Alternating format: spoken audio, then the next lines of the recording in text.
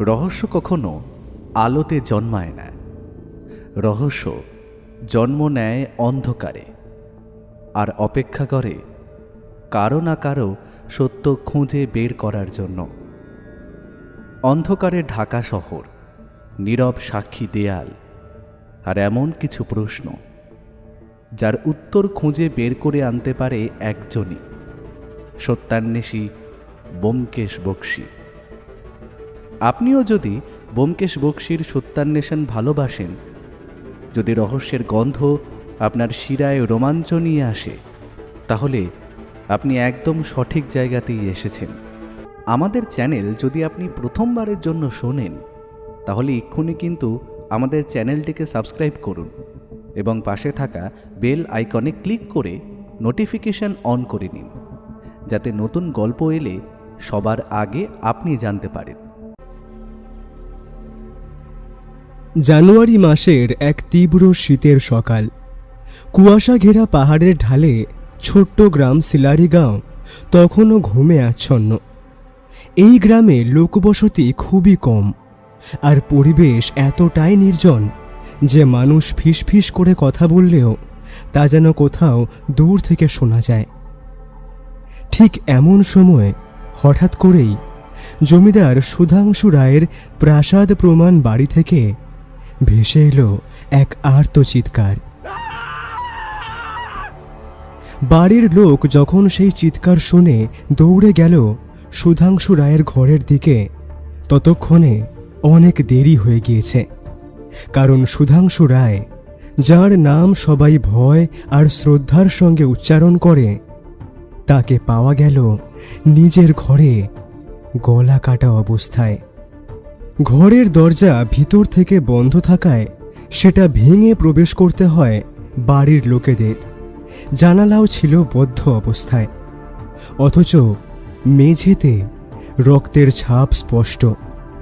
ছেঁড়া কাগজের টুকরো আর একটি অদ্ভুত পুরনো মানচিত্র সেখানে পাওয়া গেল। আর সেই ছেঁড়া কাগজটায় সোজা সরল ভাষায় লেখা ছিল, গুপ্তধনের লোভী অভিশাপের কারণ, বেশি কৌতূহল ভালো নয়। যে এই গুপ্তধনের সন্ধান করবে, অভিশাপ এইভাবেই তাকে গ্রাস করবে।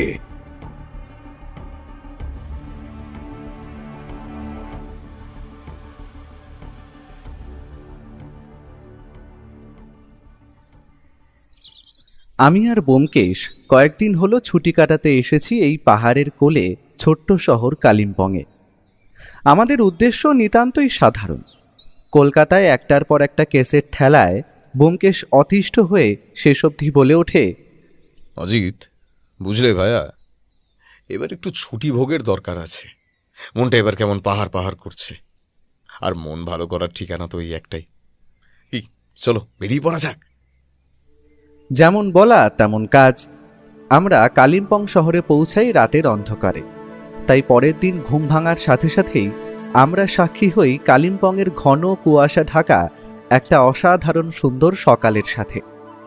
হোটেলের বাইরে থেকে ভেসে আসছে নানা রকম পাখিদের মিষ্টি ডাক। তবে এর মাঝেও সূর্যমামা ওঠার সাথে সাথেই কাঞ্চনজঙ্ঘা আমাদের সামনে নিজের অপরূপ সুন্দর রূপ উজাড় করে দিল। আমি যতবার কাঞ্চনজঙ্ঘা দেখি, ততবারই যেন মুগ্ধ হয়ে উপভোগ করি সৃষ্টিকর্তার সৃষ্ট এই অসাধারণ ভাস্কর্য। ব্যোমকেশও তখন হোটেলের বারান্দায় দাঁড়িয়ে সেই সুন্দর অবিস্মরণীয় কাঞ্চনজঙ্ঘার কোলে সূর্যোদয়ের দৃশ্য উপভোগ করছিল। তবে কিছুক্ষণ পরেই বেয়ারা আমাদের চা আর সেই দিনের খবরের কাগজটা ঘরে দিয়ে গেল। গরম চায়ে চুমুক দেওয়ার সাথে সাথেই খবরের কাগজটা খুলে দেখলাম একটা খবর আমায় খুব আকর্ষণ করল। ব্যোমকেশ পাশেই ছিল। আমি তাকে পড়ে শোনালাম। ছোট পাহাড়ি গ্রাম সিলেরিগাঁওয়ের জমিদার সুধাংশু রায়ের রহস্যজনক খুন।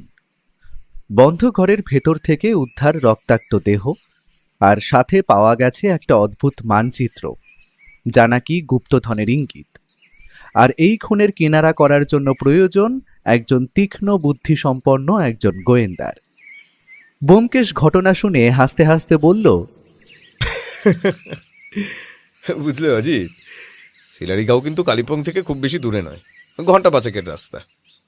গুপ্তধনের খোঁজ, অভিশাপের গুজব আর একজন ধনী জমিদারের মৃত্যু, নিঃসন্দেহে ব্যাপারটা আকর্ষণীয়।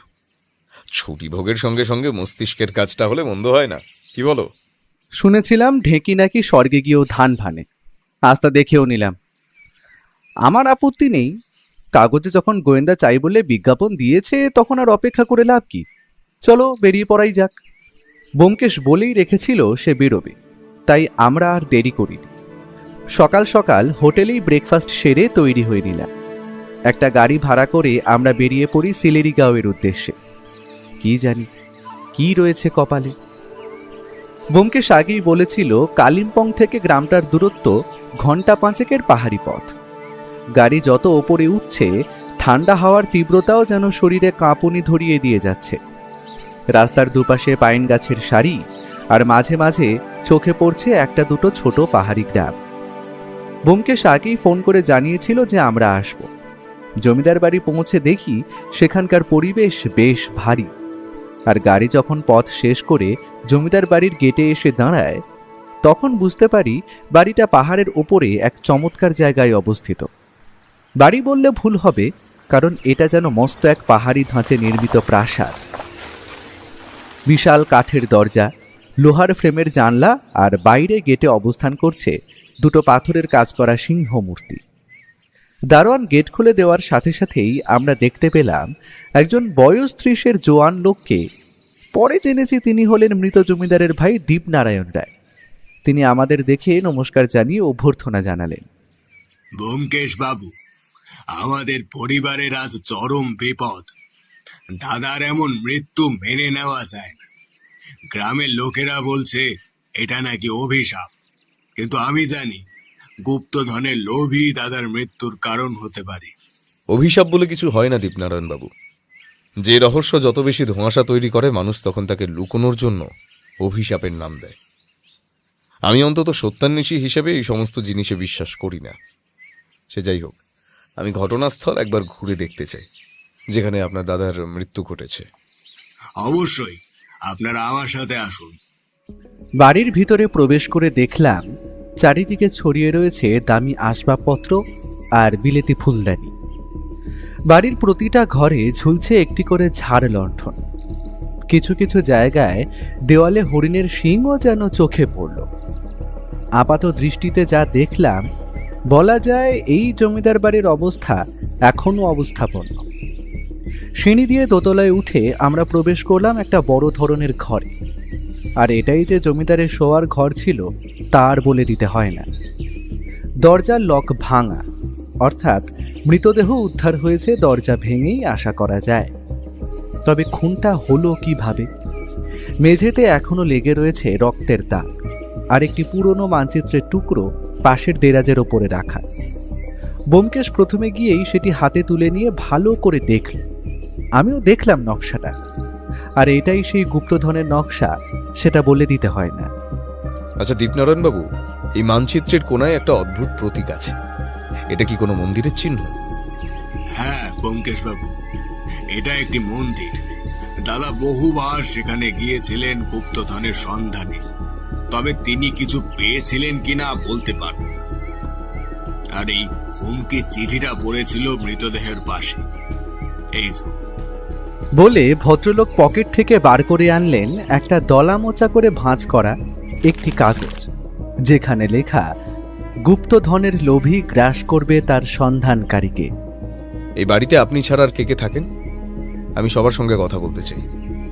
বাড়িতে লোক বলতে দাদা স্ত্রী শ্রেয়া রায় এবং তার একমাত্র ছেলে সৌরভ রায় এবং দাদার সহকারী অজয় ঘোষ। আর সবসময় কাজের জন্য একজন চাকর আছে। ড্রাইভার আর গেটের দারোয়ানকে তো আপনি দেখেছি। আমি সবাইকে এক এক করে ডেকে দিচ্ছি, সবাই আপনাকে এই তদন্তে সাহায্য করবে। আমরা সেই ঘর থেকে বেরিয়ে আসার সাথে সাথেই ঘরটা বন্ধ করে দেওয়া হলো। আমরা এবার বেরিয়ে গিয়ে বসলাম পাশের একটি ঘরে। প্রথমেই আমাদের সাথে দেখা করতে এলেন জমিদার বাবুর স্ত্রী। ভদ্রমহিলা এখনো তার স্বামীর মৃত্যু কাটিয়ে উঠতে পারেননি, তাই চোখ এখনো তার কান্নায় ভেজা। ব্যোমকেশ প্রশ্ন করল। আপনার স্বামী অর্থাৎ সুধাংশুবাবু কি আপনার সঙ্গে গুপ্তধন উদ্ধার নিয়ে কখনো কোনো কথা বলতেন? আর তার মৃত্যুর জন্য আপনি কি কাউকে সন্দেহ করেন? এমনি তো তিনি কারোর সাথে বেশি কথা বলতেন না, কিন্তু শেষের কটা দিন আমার স্বামী বলেছিলেন তিনি নাকি গুপ্তধনের খুব কাছেই পৌঁছেছেন। আমি তাকে বারবার সতর্ক করেছিলাম, কিন্তু তার ওই গুপ্তধনের লোভী তাকে শেষ করে দিল। আর কেই বা তাকে খুন করতে পারে ব্যোমকেশবাবু বলুন? তিনি যে ঘরে রাতে কাজ করছিলেন সেটা তো বন্ধ ছিল। তার মানে আপনি বলছেন সেদিন রাতে সুধাংশুবাবু নিজের ঘরে কাজ করছিলেন অনেক রাত অবধি, আর আপনি তখন কোথায় ছিলেন? আমি তো আমার ছেলের ঘরেই শুয়েছিলাম। ছেলে কলকাতায় বড় কলেজে পড়াশোনা করে। ওর বাবার মৃত্যুর সংবাদ পেয়েও ছুটে এসেছিল। ও ওইসব খুনের সময় তো ছিল না, আর ও এই খুনের ব্যাপারে বিশেষ কিছু জানেও না। ঠিক আছে, আপনি এবার সেক্রেটারি অজয় ঘোষকে পাঠিয়ে দিন। ভদ্রমহিলা বেরিয়ে যেতেই বাইরে একটা কাশির শব্দ শুনতে পেলাম। বলছি আসতে পারি? হ্যাঁ অলোকবাবু, আসুন। আপনার প্রথম প্রশ্ন হলো আপনি এখানে কতদিন কাজ করছেন, আর জমিদার বাবুর মৃত্যুর জন্য আপনি কি কাউকে সন্দেহ করেন? দেখুন গোয়েন্দাবাবু, সুধাংশু রায় তার জমিদারি জীবনে অনেক শত্রু তৈরি করেছিলেন। গ্রামের অনেকেই তার প্রতি বেশ ক্ষুব্ধই ছিল। যে কেউই প্রতিশোধ নেওয়ার জন্য তাকে খুন করতেই পারে। আর আমি এই কয়েক মাস হলো কাজ করছি। এর আগে যে কাজ করত তার নাম অলোক সেন।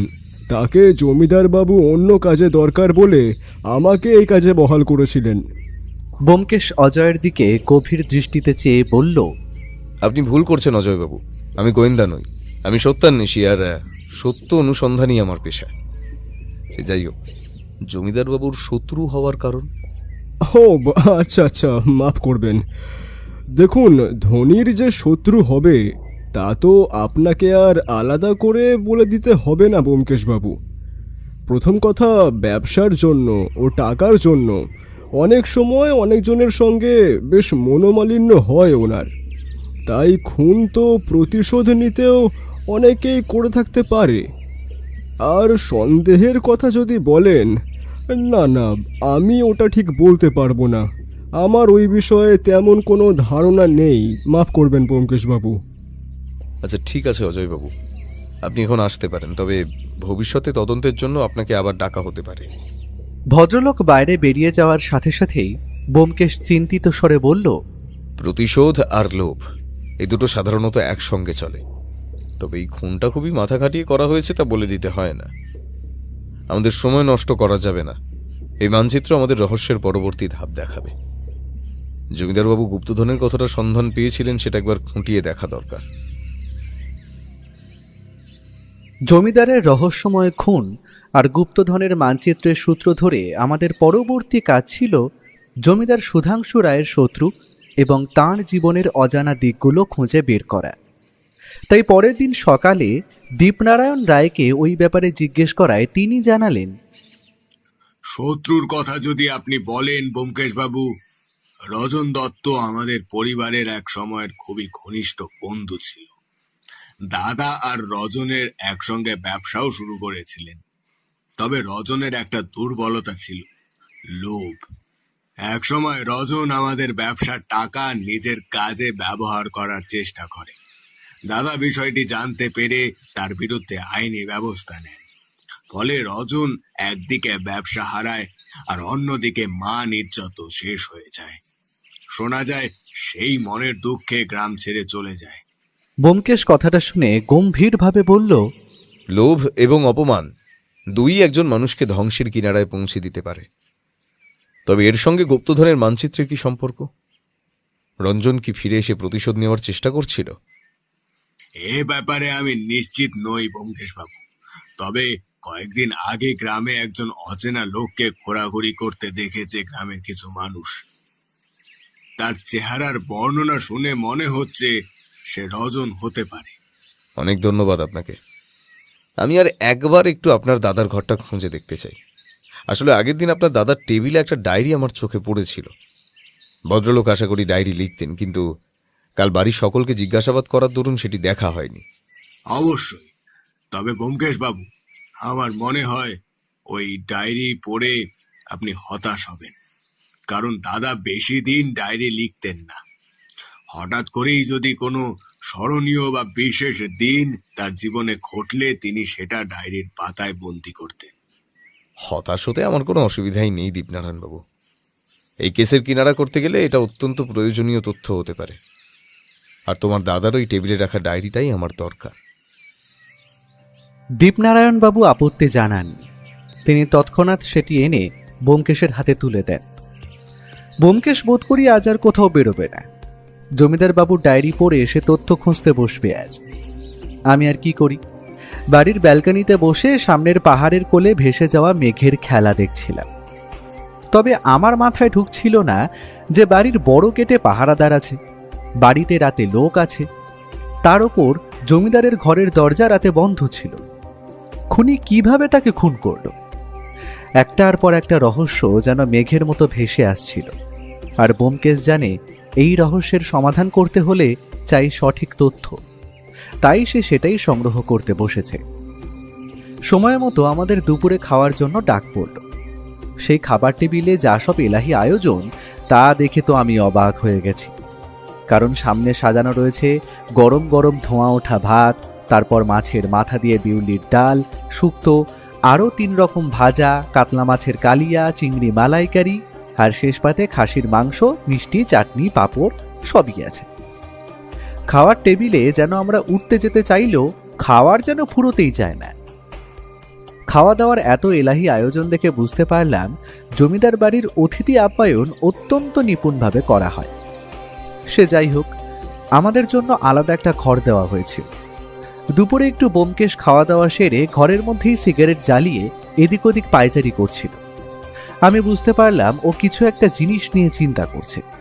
আমি আর থাকতে না পেরে জিজ্ঞেস করলাম, আচ্ছা ব্যোমকেশ, তুমি তো সারা দুপুর বসে ডায়েরিটা পড়ছিলে, সেটা দিয়ে কি কোনো নতুন তথ্য আবিষ্কার হলো? ব্যোমকেশ একবার সিগারেটে টান দিয়ে নিজের পকেটে হাত ঢুকিয়ে একটা কাগজ বার করে আমার হাতে দিল। আমি যতদূর দেখে বুঝলাম এটা কোনো হুমকি জাতীয় চিঠি, আর চিঠিটা পড়ে আমার শিরদাঁড়া দিয়ে হিমশীতল স্রোত বয়ে গেল। কারণ সেখানে লেখা ছিল, সুধাংশু, একদিন তোমার প্রতিটি কাজের জন্য আমি প্রতিশোধ নেব। তুমি আমার জীবন ধ্বংস করেছ, তবে মনে রেখো, আমি তোমাকে শেষ করে ছাড়ব। চিঠিটা পড়ে আমি ব্যোমকেশকে জিজ্ঞেস করলাম, ব্যোমকেশ, আমি এখানে একটা জিনিস বুঝতে পারছি না, খুনের উদ্দেশ্যটা কি? গুপ্তধনের জন্য কি সে খুন করলো, নাকি প্রতিশোধ নেওয়ার জন্য? আচ্ছা, তোমার কি মনে হয়? বুঝলে অজিত, খুনির উদ্দেশ্য খুঁজে পাওয়া খুবই এখানে অত্যন্ত গুরুত্বপূর্ণ। রঞ্জন যদি খুন করে থাকে তবে সে শুধু প্রতিশোধই নেয়নি, বরং সে গুপ্তধনের নকশা উদ্ধার করতেও খুনের পরিকল্পনা করতে পারে বলে আমার বিশ্বাস। তবে এখন কি করণীয়? বিকেলে একবার গ্রামের মন্দিরের দিকে যেতে হবে। যে নকশার টুকরো আমাদের হাতে এসেছে সেটাই যে মন্দিরের উল্লেখ আছে সেটা একবার ঘুরে আসা দরকার, যদি কোনো নতুন তথ্য উদ্ধার হয়। যেমন বলা তেমন কাজ। সেই দিন বিকেল 4টে নাগাদ আমরা বেরিয়ে পড়লাম সেই মন্দিরের উদ্দেশ্যে। দীপনারায়ণবাবু আমাদের সাথে যাবেন বলেছিলেন, কিন্তু ব্যোমকেশ জানায় আমরা খুঁজে নিতে পারবো। আসলে আমি জানি ব্যোমকেশ তদন্তের ব্যাপারে খোঁজ করতে যাচ্ছে, এতে সে আর কাউকে নিতে চায় না। আমরা পাহাড়ি গ্রামের পথ ধরে মানুষজনকে জিজ্ঞেস করতে করতে এগিয়ে চললাম। গ্রামের এক জায়গায় একটা চায়ের দোকান দেখে ব্যোমকেশ বলল, বুঝলে অজিত, এই সমস্ত গ্রামের চায়ের দোকান হলো সমস্ত রকম আড্ডা ও খবর বিনিময়ের স্থান। চলো ভাইয়া, একটু চা খেয়ে আসা যাক। দোকানে একজন বয়স্ক মানুষ বসেছিলেন। ব্যোমকেশ ওনাকে 2 কাপ চা দিয়ে জিজ্ঞেস করলো, আচ্ছা, তুমি এখানকার জমিদার বাবুর মৃত্যুর ব্যাপারে শুনেছ নিশ্চয়ই। তোমাদের কি মনে হয় কিভাবে ওনার মৃত্যু হয়েছে? আপনারা শহরের বাবু বলে মনে হচ্ছে। জমিদার বাবুর মৃত্যুর ব্যাপারে আমরা জানি না, কিন্তু ওনাকে যে কোনো অভিশাপ মেরেছে তা আমরা বুঝতে পারি। কারণ উনি অনেক দিন ধরেই এই মন্দির আর মন্দিরের পাশের জঙ্গলে একা একা কিছু খুঁজছিলেন। হয়তো ওনার পেছন পেছন কোনো অপশক্তি ওনার বাড়ি পৌঁছে গেছিল, ওরাই ওনাকে মেরে দেয়।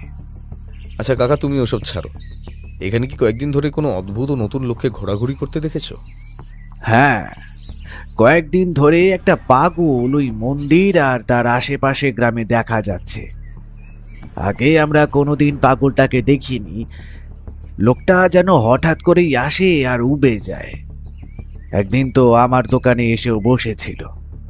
তবে অদ্ভুত হলো, লোকটা পাগলামো করলেও সে কিন্তু চা খেয়ে আমার হাতে চায়ের দাম হিসেবে 2 পয়সা ধরিয়ে দিয়েছিল। বড়ই অদ্ভুত ঘটনা। পাগল চা খেয়ে পয়সা দিচ্ছে, এটা তো কখনো শুনিনি। যাই হোক, গ্রামের মন্দিরটা কি সামনে কাকা?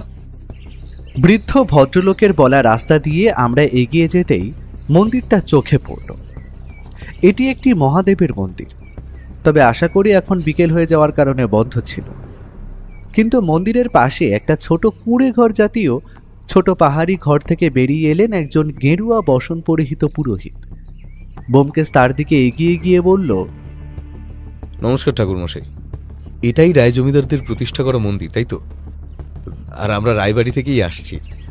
আপনার থেকে কিছু তথ্য জানতে চাই, আশা করি আপনি আমাকে সাহায্য করবেন। জানি জানি, আমাকে সুধাংশু রায়ের মৃত্যুর কথা জিজ্ঞাসা করতে এসেছো তো? আসো, বসো মন্দিরে। আমার নাম বিজয় ত্রিপাঠী। প্রায় 30 বছর এই মন্দিরের নিত্য সেবা আমি করছি। তোমাদের যে গুপ্তধন নিয়েও জিজ্ঞাসা থাকবে, আমি সেটাও বুঝতে পারছি।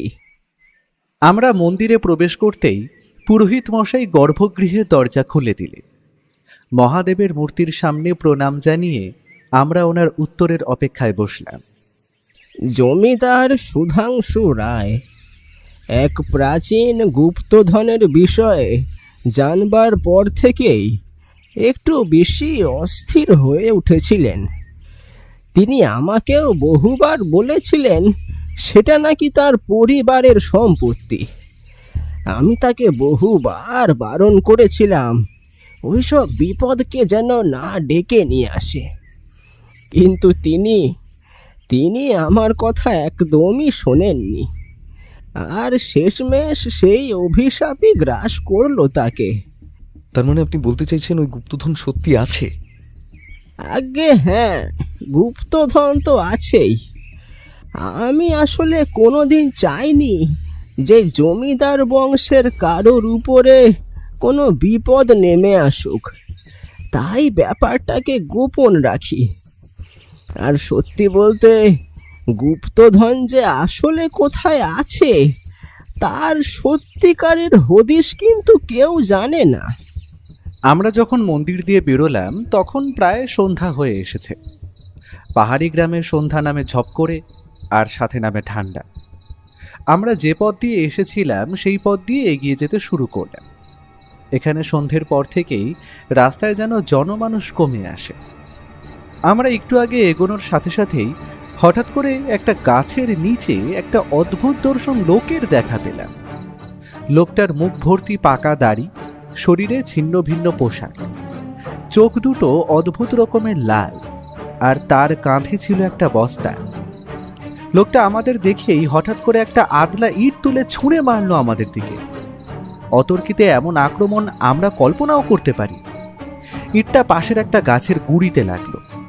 ব্যোমকেশ ছুটে পাগলটার দিকে তেড়ে গেল, কিন্তু পাগলটা যেন নিজের আনমনে চিৎকার করতে করতে পালাতে পালাতে বলতে লাগলো, গুপ্তধন গুপ্তধন, যে আসবে সে মরবে, অভিশাপ কাউকে ছাড়বে না। তুই আয়, আমি আসি, সবাই মরবে। গুপ্তধন, খালি গুপ্তধন। ব্যোমকেশ খানিকটা পেছনে ছিল। সেই সুযোগে লোকটা বোধ করি তীব্র গতিতে ছুটে পালিয়েছে। আমি হঠাৎ ওর হাতে একটা ছোট ভাঁজ করা ছেঁড়া কাগজ দেখে অবাক হয়ে জিজ্ঞেস করি, এই ব্যোমকেশ, তোমার হাতে ওটা কি? এটা একটা ছেঁড়া নকশা, আর যতদূর মনে হচ্ছে আমাদের জমিদার সুধাংশু রায় যে নকশাটা পেয়েছিলেন এটা তাঁরই ছেঁড়া অংশ। তবে এখন প্রশ্ন হলো এই পাগলটাকে, আর এর কাছে ওই ছেঁড়া নকশার অর্ধেক অংশটা এলো কি করে? মনের মধ্যে অসংখ্য প্রশ্ন নিয়ে আমরা ফিরে এলাম জমিদার বাড়িতে। আমি জানি ব্যোমকেশ এখন নিজেকে ডুবিয়ে দেবে ভাবনার জগতে। ও প্রতিটা রহস্য এখন নিজের মনের মধ্যে সাজিয়ে নিতে চাইছে। তাই আর ওকে বিরক্ত করলাম না।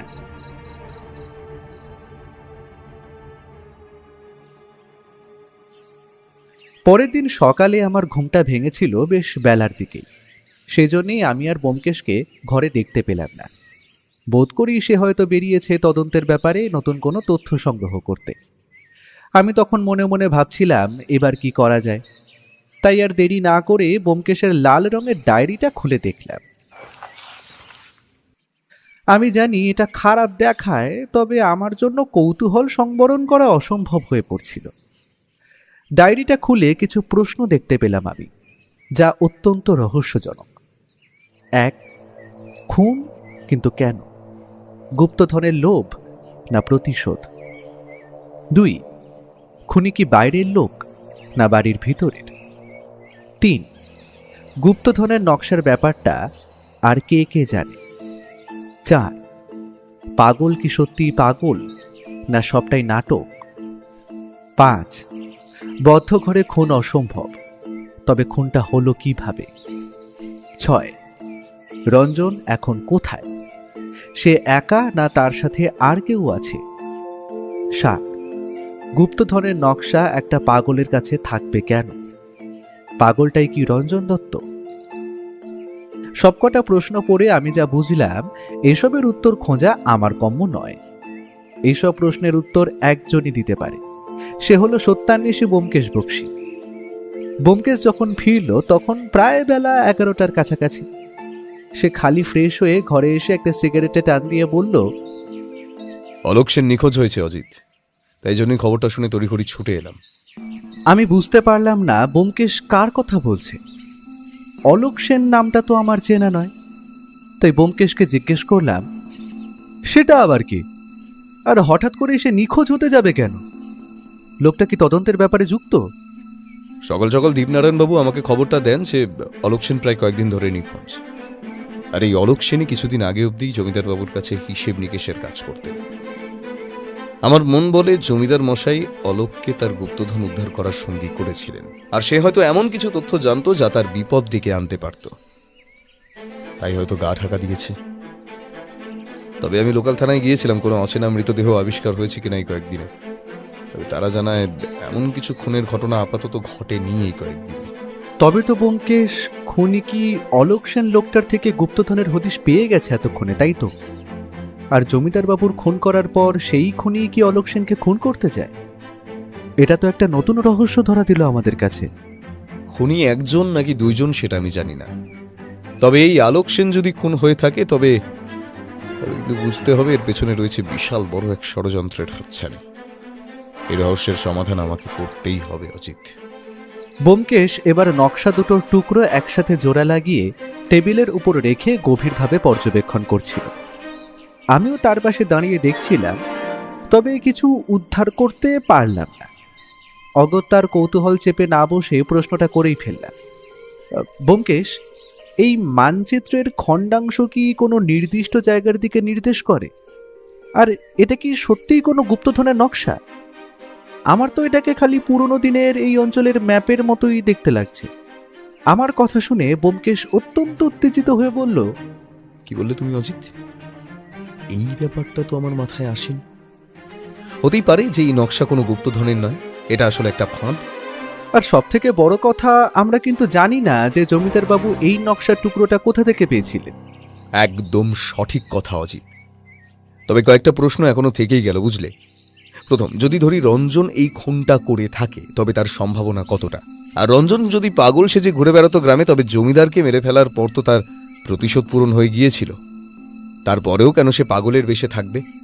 আর যদি ধরো এই নকশাটা সত্যি সত্যি গুপ্তধনের হয়, তবে সেটার সম্ভাবনাও উড়িয়ে দেওয়া যায় না, কারণ মানচিত্রে দেওয়া প্রতীকগুলো সাংকেতিক, এগুলোকে মেলাতে হবে। তবে এই কাজটি সহজ নয়। মানচিত্র সম্পূর্ণ না হলে সঠিক জায়গা বের করা অসম্ভব। যদি গুপ্তধন থেকে থাকে সেটা উদ্ধার আমাকেই করতে হবে। তবে এখন আমাদের কি করণীয়? আমার মন বলছে ওই পাগলটা অনেক কিছু জানে, ওকে ধরতে হবে, বুঝলে। কিন্তু দিনের বেলা তাকে ধরা অসম্ভব।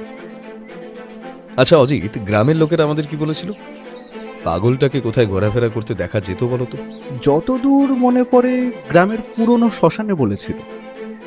তার মানে আমরা কি শ্মশানের দিকে যাব নাকি? আমি দেখলাম ব্যোমকেশের মুখে খেলা করছে একটা অদ্ভুত রকমের হাসি। তার মানে যে সেটা আমাকে আর বলে দিতে হবে না।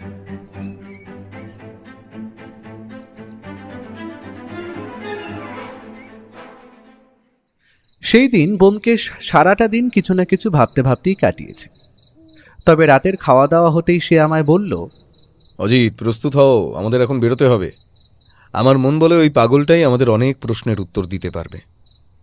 আমাদের ওকে ধরতেই হবে। ব্যোমকেশ আমায় আগে থেকেই শিখিয়ে দিয়েছিল রাতের বেলা বেরোবার সময় কীরকম পোশাক পরতে হয়। তাই সেই মতো তৈরি হয়ে আমরা বেরিয়ে পড়লাম।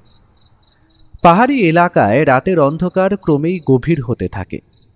বাতাসে অদ্ভুত শীতলতা এবং গাছগুলির শাখাগুলোর মধ্যে হালকা শোঁ শোঁ আওয়াজ ভেসে আসছিল। পথ শুকনো পাতার আস্তরণে ঢেকে থাকার কারণে আমরা এগোনোর সময় সেটায় পা পড়ার সাথে সাথেই খসখস শব্দ কানে বড়ই অদ্ভুত ঠেকছিল। আমরা যতই এগোচ্ছি রাতের মায়া যেন আরো আরো বেশি গভীর হচ্ছে। কিন্তু হঠাৎ করেই এমন সময় আমাদের কেন জানি মনে হলো আমাদের দুইজনের চলার শব্দ ছড়াও আরও একটা জুতোর শব্দ আমাদের পিছু পিছু চলছে। ব্যোমকেশ সেই শব্দ লক্ষ্য করে চারিদিকে টর্চ ফেলে দেখল, কিন্তু সেখানে নিকষ অন্ধকার ছাড়া কিছুই চোখে পড়ল না। আমরা এবার ধীরে ধীরে প্রবেশ করলাম গ্রামের পুরনো শ্মশানের ভিতর। এটা যে পরিত্যক্ত এবং পুরো শ্মশান হওয়ার দরুন লোকজন এখানে খুব একটা আসে না। শ্মশানের চারিদিকে ছড়িয়ে আছে ভাঙা কাঠ বা জ্বলে যাওয়া ছাইয়ের অবশেষ। আমার মনে হয় কি যেন একটা অদ্ভুত ভয় মেশানো অনুভূতি খেলা করছিল আমার ভিতর। আচ্ছা, ব্যোমকেশেরও কি এমনই অবস্থা? এমন অভিজ্ঞতা আমার জীবনে কোনোদিনও হয়নি। কিন্তু ঠিক এমন সময় আমাদের আচমকা চমকে দিয়ে দূরের একটা ঝোপ হালকা নড়ে উঠল। এই শ্মশানে হিংস্র জানোয়ারের ভয় নেই আশা করি, কিন্তু শিয়াল বা কুকুর থাকলেও থাকতে পারে। আমার বুকটা তখন প্রচণ্ড পরিমাণে ভয়ে ধুকপুক করে ওঠে। আমি বুঝতে পারছি যে আমার হৃৎপিণ্ডটা এখন হাপড়ের মতো ওঠানামা করছে প্রচণ্ড ভয়ে। ব্যোমকেশ কিন্তু এমন সময়ও শান্ত। সে আমার কাঁধে একটা আঘাত করে বলল, শোনো, তুমি কিছু শুনতে পাচ্ছ? আমি নিজের মাথাটা ওপর নিচ করে নিঃশব্দে বুঝিয়ে দিলাম, হ্যাঁ। এটা মানুষের আওয়াজ মনে হচ্ছে না, কিন্তু কিছু সন্দেহজনক ব্যাপার ঘটছে। চলো, এই আওয়াজ অনুসরণ করে এগোনো যাক। এটার রহস্য আমায় ভেদ করতেই হবে। আমি আর ব্যোমকেশ সেই শব্দ লক্ষ্য করে শ্মশানের ভিতর একটু একটু করে পা ফেলতে ফেলতে এগিয়ে যেতে থাকি। কিন্তু মন খালি বলছে যদি কোনো বিপদ অপেক্ষা করে থাকে আমাদের জন্য। আমরা আরেকটু এগোতেই হঠাৎ চোখে পড়ল এই নির্জন ফাঁকা স্থানে রাতের বেলা একটা পাগল লোক বসে আছে, আর সে মুখ দিয়ে কিছু একটা কাপড় জাতীয় কিছু টেনে ছিঁড়তে চাইছে। আর তারই পাগলামোর জোরেই মুখ দিয়ে অদ্ভুত শব্দ আমাদের কানে আসছে। আমরা এতক্ষণ লুকিয়ে দেখছিলাম লোকটাকে একটা গাছের আড়াল থেকে। তবে পাগলটা বোধ করি আমাদের উপস্থিতি উপলব্ধি করে শান্ত হয়ে এদিক ওদিক চেয়ে দেখতে লাগলো। ব্যোমকেশ ফিস ফিস করে আমায় বলল, আজি, দেখেছি দেখছো, এ কিন্তু সত্যিকারের পাগল। কারণ কাল যাকে রাতের বেলা আমি ধাওয়া করেছিলাম এটা সেই লোক নয়। তার মানে তুমি বলতে চাইছো এই লোকটার সাথে তদন্তের কোনো যোগাযোগই নেই, তাই তো? আর কালকের আমাদেরকে আক্রমণ করা লোকটা পাগল সেজেছিল। ঠিক তাই, তবে একটা জিনিস আমার মনকে বারবার নাড়া দিচ্ছে। ওটা কি অজিত? একটা জিনিস দেখে ব্যোমকেশ উত্তেজিত হয়ে বলল কথাটা, কিন্তু হঠাৎ করেই যে জিনিসটার দিকে আমাদের চোখ গেল সেটা দেখে আমরা তো অবাক। কারণ পাগলটা ব্যোমকেশের কথা শুনেই তীব্র গতিতে সরে পড়ল, আর যে জায়গায় সে বসেছিল সেই জায়গাটার মাটিটা একটু সরে গেল। আমরা ভালো করে দেখার জন্য জায়গাটা এগিয়ে যাই, আর আবিষ্কার করি এ তো একটা পুরনো ধ্বংসপ্রাপ্ত কাঠামো, আর সেটা সেখানে একটা সুড়ঙ্গকে আড়াল করার চেষ্টা করছে। সেখানে মাটি একটু সরাতেই নিচে একটা সুড়ঙ্গের প্রবেশ পথ চোখে পড়ল আমাদের। ব্যোমকেশ নীরবে সুড়ঙ্গের দিকে তাকিয়ে বলল, এটা তো অনেক দিনের পুরনো বলে মনে হয়। বহু বছর আগে কেউ এই পথ ব্যবহার করত, আর এখন এটি তেমনি বন্ধ হয়ে গেছে। তবে এই স্থানটি আমাদের কিছু বলতে চাইছে। কারণ দেখো অজিত, মাটির জায়গাটা একটু পরিষ্কার, তার মানে কয়েকদিন আগে এখানে মানুষের পা পড়েছে। চলো ভিতরে গিয়ে দেখা যাক। ভেতরে কি আছে আমরা কিন্তু জানি না, কোনো বিপদ আমাদের জন্য কিন্তু অপেক্ষা করে থাকতে পারে। আমরা যদি এখন এটার রহস্য না ভেদ করি তবে হয়তো বহু কিছু আমাদের দিয়ে আড়াল হয়ে থাকবে। চলো, সাবধানে এগিয়ে চলো। আমি আর কথা বললাম না। ধীরে ধীরে সুড়ঙ্গে প্রবেশ করলাম ব্যোমকেশের পেছন পেছন। সুড়ঙ্গটার ভেতরের পরিবেশ ছিল অন্ধকার এবং অদ্ভুত রকমের স্যাঁতস্যাঁতে ঠান্ডা। বাতাসে যেন একটা আঁশটে মাটির গন্ধ লেগেছিল। আমরা বুঝতে পারলাম এটা বেশ ভালো মতোই গভীর। ব্যোমকেশের টর্চ আমাদের সামনের পথ দেখাচ্ছে। আর একটু এগিয়েই আমরা একটা গোপন কক্ষের কাছে পৌঁছলাম। কক্ষটি পুরোটাই মাটির দ্বারা নির্মিত, আর অদ্ভুতভাবে সেটা ছিল অত্যন্ত নিস্তব্ধ। এমন সময় হঠাৎ আমার চোখে একটা জিনিস পড়তেই আমি চিৎকার করে উঠলাম, ব্যোমকেশ, সামনে দেখো, কোন একটা পুরনো কাঠের বাক্স পড়ে। দ্রুত এগিয়ে গিয়ে বাক্সটির চারপাশে নজর দিতেই বাক্সটির গায়ে মোমের টুকরো এবং ছাইয়ের চিহ্ন চোখে পড়ল আমাদের।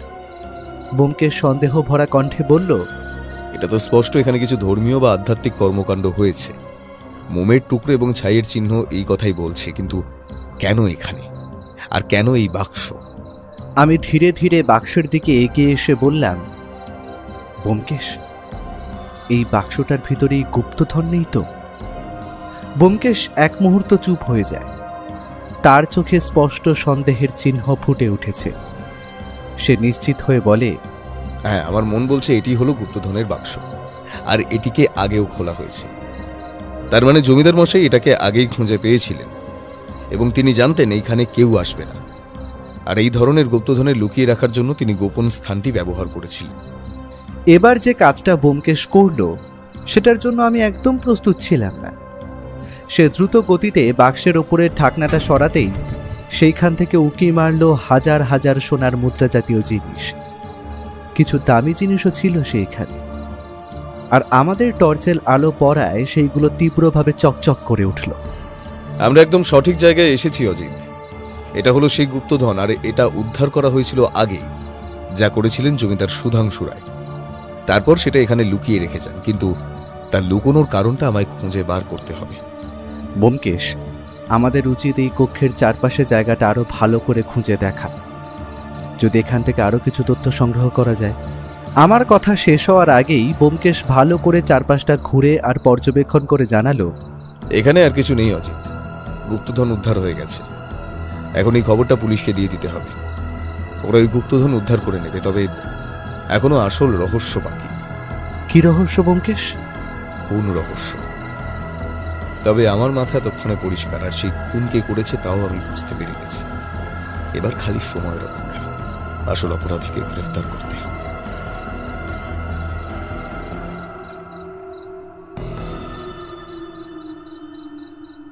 সেই দিনের মতো আমরা ফিরে আসি রায়বাড়িতে। তবে সেই রাতে আমরা যে অভিজ্ঞতার সম্মুখীন হয়েছি তা ভাষায় প্রকাশ করা যায় না। ব্যোমকেশ বলেছে ওর সব রহস্যের জট খোলা হয়ে গেছে, কিন্তু আমি এখনও যেই তিমিরে সেই তিমিরেই রয়েছি। আর সব রহস্যের সমাধান করবে একজনই, তার নাম ব্যোমকেশ বক্সী। রাতের বেলা খালি ব্যোমকেশ একবার থানায় ফোন করলো, তবে সে যে অতক্ষণ ধরে কি আলোচনা করলো তা আমি জানি না। পরের দিন সকালে যখন ঘুম ভাঙলো তখন প্রায় 8টা হবে। আমি উঠেই দেখি ব্যোমকেশ তৈরি হচ্ছে, মনে হচ্ছে যেন কোথায় বেরোবে। আমি ঘুম জড়ানো চোখে জিজ্ঞেস করলাম, ব্যোমকেশ, এখন কোথায় যাচ্ছ? তাও আর এত সকাল সকাল? ব্যোমকেশ নিজের রিভলভারটা পকেটে ধোকাতে ধোকাতে বলল, খালি আমি না অজিত, তৈরি হয়ে নাও, রহস্য উদ্ঘাটনের সময় উপস্থিত।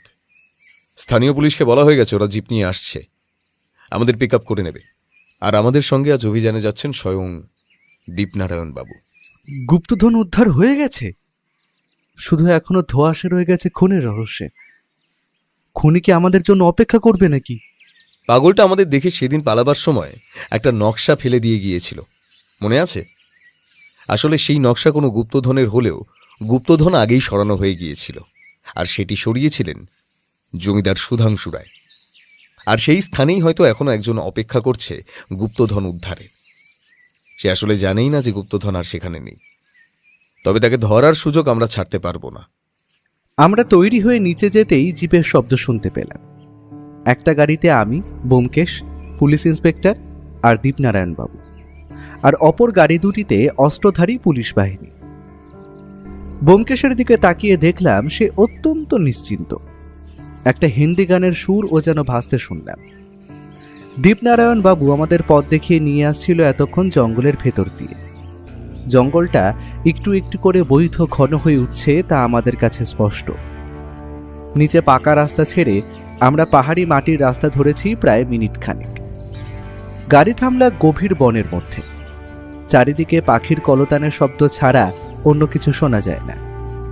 এই পাহাড়ি ঘন জঙ্গলের ভেতর দিয়ে গুহার পথে হাঁটতে শুরু করি আমরা। দীপনারায়ণ বাবুর এইসব জঙ্গল চেনা, তাই তিনি আমাদের আগে আগে পথ দেখিয়ে এগোচ্ছিল, কিন্তু তার মুখে ভয়ের ছাপ স্পষ্ট। এবার আমরা পাহাড়ি রাস্তার এমন একটা জায়গায় পৌঁছলাম যেখানে অবস্থান করছে একটা গুহামুখ, যেখানে মানচিত্রের নির্দেশিত প্রতীকগুলোর সঙ্গে মিলে যাচ্ছিল। ব্যোমকেশের কাছে বোধ করি এই গুহারই নকশা ছিল। তবে কি আছে এই গুহায়? ব্যোমকেশ নিজের গুরুগম্ভীর স্বরে বলল, এটাই সেই জায়গা। এখানে কিন্তু রঞ্জন দত্ত আর তার দলবলের লোকেরা লুকিয়ে থাকতে পারে। আমাদের অত্যন্ত সাবধানে এগোতে হবে। ব্যোমকেশের কথা শেষ হওয়ার আগেই আমাদের চমকে দিয়ে পেছন থেকে গম্ভীর কণ্ঠ শোনা গেল। আমরা পেছন ফিরে দেখতে পেলাম একজন বন্দুকধারী লোক তীব্র দৃষ্টিতে তাকিয়ে আছে আমাদের দিকে, আর তার পেছনে প্রায় জনা 6 লোক। বোধ করি লোকটার সাগরেদ হবে, যাদের মধ্যে একজনের হাতে একটা রিভলভার ধরা, যা এখন তাক করা আমাদের দিকে। ব্যোমকেশ নিজের রিভলভার বার করে তাক করলো তাদেরই দিকে। গুন্ডাগুলো তখনও দাঁত বার করে কেমন যেন বিশ্রী রকমের হাসছে। আমাদের দল ভারী, কারণ পুলিশ বাহিনী বন্দুক উঁচিয়েই আছে। তবে আমি জানি ব্যোমকেশ চায় না যে এখানে কোনো খুনোখুনি হোক, তাই সে তীব্র চিৎকার করে বলল, তোমরা তোমাদের পিস্তলগুলো নিচে রেখে দাও। আমি কথা দিলাম তোমাদের কোনো ক্ষতি হবে না। আমি সবটা জানি, আর আমার কথা শুনলে তোমরা গুপ্তধন কোথায় আছে সেটাও জানতে পারবে। অশেষ প্রশংসা ব্যোমকেশ বক্সী মহাশয়। আপনি আমার জন্য পুরো গুপ্তধনটাই খুঁজে বার করলেন। আমি জানতাম গুপ্তধন আছে, আর সেটা আছে জমিদার সুধাংশু রায়ের কাছে। তবে সালা মরার আগে গুপ্তধনটা লুকিয়ে রেখে গেল। আমি হাজার খুঁজেও সেটা পাইনি। এই গুপ্তধনের হদিশ পাবার জন্য এই গুহার কাছে আমি দিন রাত খুঁজেছি, কিন্তু এখন আমার এই গুপ্তধন পুরোটাই চাই। রঞ্জন দত্তের চোখে ছিল প্রতিশোধ আর লোভের অগ্নি। ব্যোমকেশ আবার চিৎকার করে বলল, রঞ্জন দত্ত, আপনি কি এই গুপ্তধনের জন্য সুধাংশু রায়কে হত্যা করেছেন? রঞ্জন দত্ত হেসে বলল, সুধাংশু আমার জীবন ধ্বংস করেছে, আমার পরিবারকে পথে বসিয়েছে। আজ এই গুপ্তধনের মালিকানা হবে আমার, শুধুই আমার। কথাটা শেষ হওয়ার আগেই ঘটে গেল একটা অদ্ভুত ঘটনা, যার জন্য আমরা প্রস্তুত ছিলাম না। রঞ্জন লোকটার বোধ করি কথা বলার সময় একটু মনোযোগ অন্যদিকে গিয়েছিল। ঠিক সেই সুযোগকে কাজে লাগিয়ে ব্যোমকেশ তাক করে গুলি ছুড়ে দিল অপর বন্দুকধারী লোকটার পায়ের দিকে, আর ব্যোমকেশের টিপ অব্যর্থ। লোকটা তখন তীব্র যন্ত্রণায় ছটফট করছে মাটিতে পড়ে। ব্যোমকেশ চিৎকার করে বলল, সবাই পাথরের পেছনে লুকাও, সেখানে ওরা আমাদের দেখতে পাবে না। কিন্তু হঠাৎ আবার গুলির শব্দ শুনতে পেলাম আমরা, আর সেটা বেরিয়েছে রঞ্জন দত্তের বন্দুক থেকে। আর সেই গুলিটা লক্ষ্যভ্রষ্ট হয়ে গিয়ে লাগলো অপর একটি পাথরের গায়ে।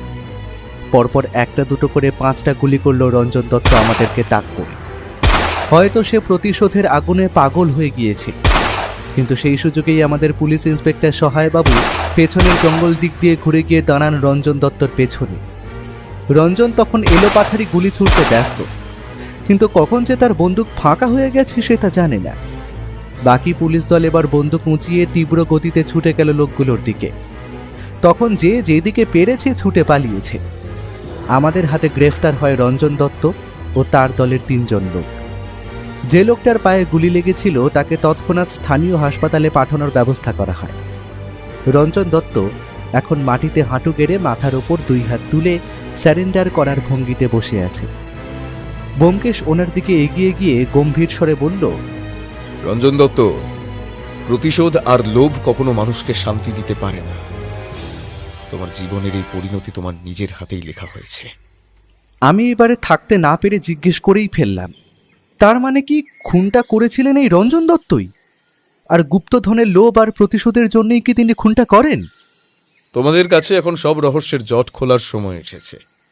পুলিশও তাহলে সঠিক অপরাধীকে ধরতে পারবে। প্রথমেই আসি রঞ্জন দত্তের কথায়। সে কিন্তু এই কেসের গুরুত্বপূর্ণ অংশ। তবে সে একমাত্র খেলোয়াড় নয়। অলোক সেনের হঠাৎ করে নিখোঁজ হয়ে যাওয়া এবং একটা পাগল আমাকে মানচিত্রের ছেঁড়া টুকরো দিয়ে যাওয়া, সবটাই এর সঙ্গে জড়িত। ব্যোমকেশ, আর হেয়ালি নয়, সবটা একটু খুলে বলো তো দয়া করে। ব্যোমকেশ এবার তার স্বভাবসিদ্ধ ভঙ্গিতে একটা সিগারেট ধরিয়ে একটা শুকটান দিল। তারপর বলা শুরু করল। তোমাদের যদি প্রথম থেকেই সবকিছু বলতে হয়, তবে বলতে হবে রঞ্জন দত্ত, যে ছিল একসময় জমিদার সুধাংশু রায়ের অত্যন্ত ঘনিষ্ঠ বন্ধু, এবং তারা একসঙ্গে ব্যবসার কাজে যুক্ত ছিলেন। কিন্তু কিছু কারণে তাদের মধ্যে মনোমালিন্য হওয়ায় জমিদার বাবু তার অংশের টাকা ব্যবসা দিয়ে তুলে নেয়। তাই তাদের ব্যবসা বন্ধ হয়ে যায়। জমিদারবাবু বড়লোক মানুষ, তার কোনো ক্ষতি না হলেও ক্ষতি কিন্তু হয়েছিল রঞ্জন দত্তের।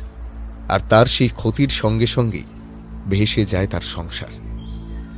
তারপর থেকেই তার ভিতর জ্বলতে থাকে প্রতিশোধের আগুন। সে যে কোনো উপায় হোক জমিদার সুধাংশু রায়ের থেকে বদলা নিতে চেয়েছিল। কিন্তু কিছুদিনের মধ্যেই জমিদারবাবু জানতে পারেন তাদের পারিবারিক লুকোনো গুপ্তধনের কথা। আর এইখানেই আগমন হয় এক তৃতীয় ব্যক্তির, যার সেই গুপ্তধনের প্রতি লোভ ছিল প্রচুর। সে এমনভাবে এই ঘটনায় জড়িত যে কোনোভাবেই তার হাতে গুপ্তধন আসত না। জমিদারবাবু কিন্তু তাকে প্রচণ্ড স্নেহ করতেন, তাই গুপ্তধন পাওয়ার খবরটা তিনি তার ভাই দীপনারায়ণ বাবুকে জানান। কি তাই তো? আমি ঠিক বলছি তো দীপনারায়ণ বাবু? দীপনারায়ণ বাবু এতক্ষণ ব্যোমকেশের কথা মন দিয়ে শুনছিল। এবারে সে বলে উঠল, এসব আপনি কি বলছেন ব্যোমকেশ বাবু? আপনার কাছে কোনো প্রমাণ আছে?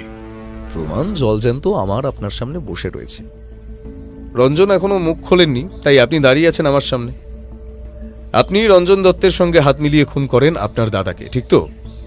আমি খুনের স্থান দেখি বুঝতে পেরেছিলাম এ খুন বাইরের লোকের হতেই পারে না। এখন আমি 100% নিশ্চিত যে খুনটা আপনি করেন নিজের দাদাকে, তাও আবার গুপ্তধনের লোভে। কিন্তু এখানে একজনের কথা আমরা ভুলে যাচ্ছি, সে হলো অলোক সেন। লোকটা জমিদার বাবুকে মন দিয়ে ভালোবাসত। কোনোভাবে সে বুঝতে পেরে যায় রঞ্জন তার মালিকের বিরুদ্ধে ষড়যন্ত্র করছে, তাই সে জমিদার বাবুকে সাবধান করে। কিন্তু জমিদার বাবু জানতেন না যে শত্রু তার ঘরে, তাই তিনি অত্যন্ত গোপনে গুপ্তধন লুকিয়ে রাখেন গ্রামের একটি পুরনো শ্মশানে। গুপ্তধন যে কোথায় লুকোনো ছিল তা কেউ জানত না, রঞ্জন দত্তও নয় এবং দীপনারায়ণ বাবুও নয়। শুধু জানত একজন, তার নাম অলোক সেন। আর সে যখন দেখল জমিদার বাবুর মৃত্যুর পর লোকগুলো তার উপর হামলা করতে পারে, সে ছদ্মবেশ ধারণ করে, এক পাগলের ছদ্মবেশ। আর সে ওই পাগলের ছদ্মবেশেই ঘুরে ঘুরে বেড়াত, পুরো গ্রাম আর পাহারা দিত সুধাংশু রায়ের লুকোনো গুপ্তধনের। তাই কাল রাতে যখন সে দেখল আমি গুপ্তধনের সন্ধান করতে এসেছি, তাই সে গুপ্তধনের হদিশ আমাদের কাছে দিয়ে যায়। আর সে পাগলের ছদ্মবেশী এদিক ওদিক ঘোরার কারণে জানত যে রঞ্জনের লোকেরা এই গুহায় আসত গুপ্তধনের খোঁজ চালাতে। আর তার সাহায্যেই আমি উদ্ধার করি এই গুপ্তধন এবং কিনারা করি এই খুনের। আমার কাজ এখানেই শেষ। গুপ্তধনের সঠিক জায়গা সরকারের ঘর, আর দোষীদের সঠিক জায়গা শ্রীঘর। দুটোর ব্যবস্থা পুলিশ ইন্সপেক্টর সহায় করবেন। আমাদের এবারের মতো ছুটিভোগ এখানেই শেষ। কাল কলকাতায় ফিরতে হবে। পরের দিন সকালে আমরা যখন হাওড়াগ্রামী ট্রেনে চড়ে ফিরছি, তখন একটা খুব গুরুত্বপূর্ণ কথা ব্যোমকেশ আমাকে বলেছিল। বুঝলে অজিত, লোভ আর প্রতিহিংসা মানুষকে শুধু ধ্বংস করে। দীপনারায়ণ এটা বুঝতে পারল না। গুপ্তধনের চেয়ে গুরুত্বপূর্ণ হলো সততা আর নৈতিকতা, আর তার উপর হলো পরিবার। যারা সেটা বুঝতে ব্যর্থ হয় তাদের শেষ পরিণতি এইরকমই হয়। আমরা বাড়ি ফিরে আসার প্রায় 3-4 দিন পর একটা চিঠি আসে আমাদের কলকাতার বাড়ির ঠিকানায়। সেখানে ছিল একটা মোটা অঙ্কের টাকা গুপ্তধন উদ্ধার করে দেওয়ার জন্য এবং সরকারের তরফ থেকে একটি ধন্যবাদ পত্র। তবে আমি জানি ব্যোমকেশ বক্সীর সত্যের অনুসন্ধান এখানেই থামবে না। আরও অনেক রহস্য রোমাঞ্চকর ঘটনা অপেক্ষা করে আছে আমাদেরই জন্যে।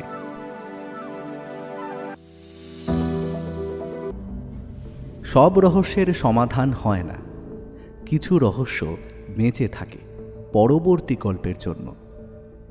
আজকের মতো ব্যোমকেশ বিদায় নিল, কিন্তু শহরের অন্ধকার জানে এই শেষ নয়, কারণ যেখানে রহস্য আছে সেখানে ফিরে আসবেই সত্যান্বেষী ব্যোমকেশ বক্সী। ভিডিওটি যদি আপনার ভালো লেগে থাকে তাহলে লাইক করুন, আর তার সঙ্গে হাইপ দিতে ভুলবেন না। এখনও পর্যন্ত যদি আমাদের চ্যানেলটিকে সাবস্ক্রাইব না করে থাকেন তাহলে এই রকমই আরও রহস্য রোমাঞ্চ গল্প শুনতে এক্ষুনি আমাদের চ্যানেলটি সাবস্ক্রাইব করুন, আর পাশে থাকা বেল আইকনে ক্লিক করে নোটিফিকেশন অন করে নিতে কিন্তু ভুলবেন না। খুব তাড়াতাড়ি আমরা আবার ফিরছি নতুন গল্প নিয়ে।